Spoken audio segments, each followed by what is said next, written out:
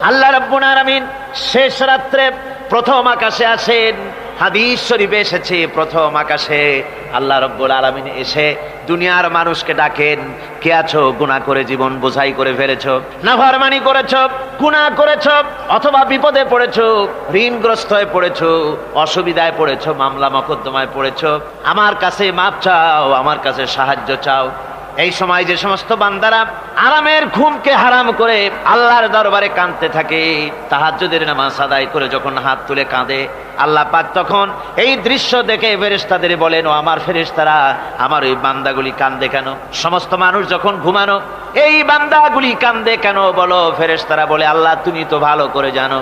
ফেরেশতারা বলে, আল্লাহ পাক বলবেন, তবুও তোমাদের মুখ থেকে শুনতে চাই। ফেরেশতারা তখন বলবে, রব্বুল আলামিন তোমার বান্দা গুনাহ করেছে, জাহান্নামের ভয়তে তোমার কাছে কাঁদতেছে, তোমার ভয়তে কাঁদে, জাহান্নামের ভয়তে কাঁদে।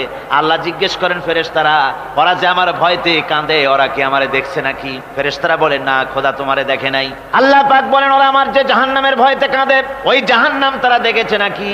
ফেরেশতারা বলে, না আল্লাহ, তোমার জাহান্নাম ওরা দেখে নাই, তোমার বেহেশত কিছুই দেখে নাই।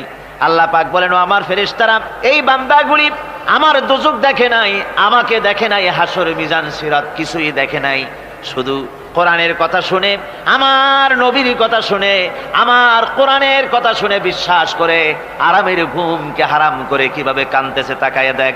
আমার রহমতের দরিয়ায় জোশ মেরে গেছে, তোরা সাক্ষী থেকে যা, আমার ওই ক্রন্দনরত বান্দাগুলিকে আমি আল্লাহ মাফ করে দিলাম।